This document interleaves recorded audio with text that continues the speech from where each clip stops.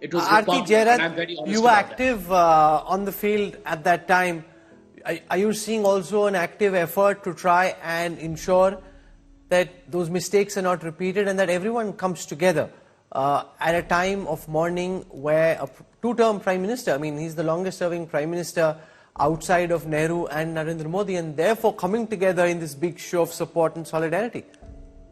Absolutely. I think it's a combination of factors. One is, of course, trying to correct the mistakes of the past, which they realized they shouldn't have done. I mean, the shabby treatment that was meted out to Narasimha Rao after he passed away. The second is, of course, what Ashok Malik said, that there is a much greater degree of comfort with Manmohan Singh than with Pranab Mukherjee or with, you remember, Pranab Mukherjee, she chose Manmohan Singh over stalwarts like Arjun Singh and Pranab Mukherjee when they came to power and she refused to become Prime Minister. And she chose Manmohan Singh because she felt comfortable with him. She respected his, education, his merit. And Manmohan Singh was not involved in internal Congress politics. All the others were players in Congress politics. Manmohan Singh was not. And I think she felt safe with him, which is why, they had that special relationship. And I think a third factor, Rahul, is that, I think the Congress is very conscious of the fact that they must move in before the BJP appropriates another one of its leaders and, sort of tries to claim, that leader like they have with, Sardar Patel. No, but that's a good thing in some ways, Ashok Malik, because so much of, the commentary was earlier just around the Nehru-Gandhi family, whereas because it's become such a big pushback from the BJP, therefore, do you feel an extra effort being made to try and claim back the legacy of the likes of Baba Saheb Ambedkar and many others, Sardar Vallabhbhai Patel, Lal Bahadur Shastri, who are, most of whom were Congress leaders, but not really heralded in the same fashion? That, historical injustice being corrected in the moment.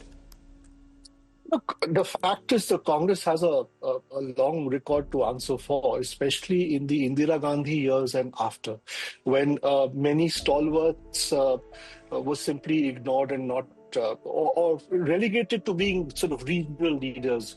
Patel was a Gujarati regional leader, Kamraj or Rajaji were Tamil leaders as opposed to national leaders, and there was only the family that was national leadership. That was very problematic, and it has frankly cost the Congress deeply over the years. In fact, Dr. Manmohan Singh's funeral is perhaps the biggest funeral in that sense, commemorated or by the party for a person outside the Gandhi family or the Gandhi Nehru family in several decades now, probably since Mahatma Gandhi. Okay, so there is a record that the Congress has to answer for, and that will always be a handicap for it. Let's spend. Okay, go on, make your point. Yeah, the other point is, this thing about the BJP appropriating people. I'll give you one example where the Congress, I thought, was very churlish, and the UPA was churlish, and Dr. Singh, I wanted it another way, and his advisors have said so.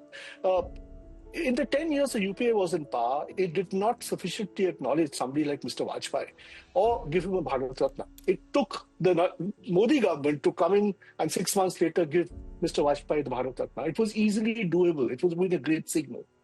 And I think part of the Congress's fear is that what if the Modi government now gives Dr. Manmohan Singh the Bharat Ratna? And it will make the Congress, this record vis-a-vis Mr. Vajpayee look even more stark. Aarti Jairat, do you think they'd consider that? A Manmohan Singh for Bharat Ratna? There's so much he's done as the liberalizer of the Indian economy, the Indo-US nuclear deal. There's so much positive. I mean, they're also bitter critics of his government and what happened, especially in the last few years of the Manmohan Sarkar. Do you think they'd consider Bharat Ratna for Manmohan Singh? Well, I mean, that's a question we have to ask Prime Minister Modi, because the decision will rest with him.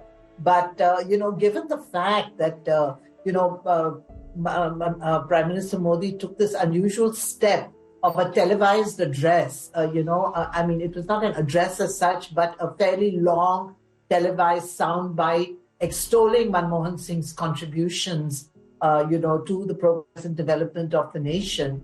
It's possible that they will consider a Bharat Ratna for him, and maybe he's very deserving of it, because I really think, at least in the last 30 years, although Vajpayee made significant contributions, but I think Manmohan Singh's contributions, are kind of, because they started as finance minister and went on when he was prime minister, So he had a much longer period during which he could, come up with policies which we are seeing the benefits of today.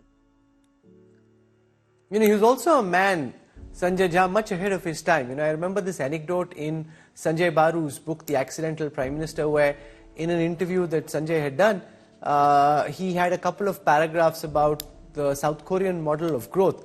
And for some reason, the desk editor left those paragraphs out. And Sanjay Baru writes how at that time Manmohan Singh was very upset with Baru for not having included those paragraphs. And it's only years later when the South Korean model became something to look up to. And Manmohan Singh, from the time he learned about international trade, breaking protectionism as part of his PhD dissertation, he was obviously a mind ahead of his time, thinking about what needed to be done, thinking about what India could learn and from where, much before some of those ideas became commonplace in conversation.